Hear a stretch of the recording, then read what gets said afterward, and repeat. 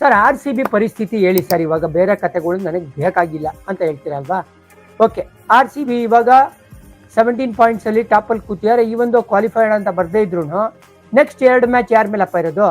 23ನೇ ತಾರೀಕು ನಾವು ಆಡ್ತಾ ಇದ್ದೀವಿ SRH ನ ಬೆಂಗಳೂರಲ್ಲಿ. ಜಾನಿ ಸರ್, ಅವತ್ತು ಮಳೆ ಪ್ರಿಡಿಕ್ಷನ್ ಇದೆ, ಥಂಡರ್ ಸ್ಟಾಮ್ ಪ್ರಿಡಿಕ್ಷನ್ ಇದೆ, 1 ಪಾಯಿಂಟ್ ಬರುತ್ತೆ, ಏನಾಗುತ್ತೆ ಅಂತ ಕೇಳಿದ್ರೆ 18 ಪಾಯಿಂಟ್ಸ್, ಅವಾಗ ಡೆಫಿನೆಟ್ ಕ್ವಾಲಿಫೈಡ್ ಅಂತ ಬಂದೇ ಬರುತ್ತೆ. ಬಟ್ ಈ ಸೀಸನ್ನು RCB ಅವರು ಪ್ಲೇ ಆಫ್ಸ್ಗೆ ಕ್ವಾಲಿಫೈ ಆಗಿ ಖುಷಿನ ಪಡ್ತಾ ಇಲ್ಲ. ಅವ್ರದ್ದು ಗೋಲ್ ಇರೋದೇನು ಗೊತ್ತಾ? ಟಾಪ್ 2 ಲೆಂಡ್ ಆಗ್ಬೋದು ಅಂತ.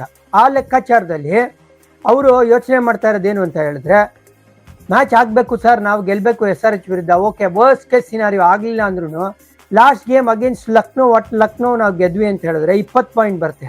20 ಪಾಯಿಂಟ್ ಬಂದ್ರೂ ಟಾಪ್ 2 ಬರೋ ಸಾಧ್ಯತೆ ಇರುತ್ತೆ. ಹೌದು, GT ಬಲಿಷ್ಠವಾಗಿರ್ತಾರೆ, ಮೇಲ್ಗಡೆ ಇರ್ತಾರೆ ಅಂತ ಹೇಳಿದ್ರು ಕೂಡ ಪಂಜಾಬ್ ಕಿಂಗ್ಸ್ 19ರಲ್ಲಿ ಎಂಡಪ್ ಆಗೋ ಸಾಧ್ಯತೆ ಇರುತ್ತೆ. ಯಾಕಂದರೆ ಅವ್ರಿಗೆ ಮುಂಬೈ ಇಂಡಿಯನ್ಸ್ ಅನ್ನೋ ಒಂದು ಬಲಿಷ್ಠವಾದ ತಂಡ ಇದೆ.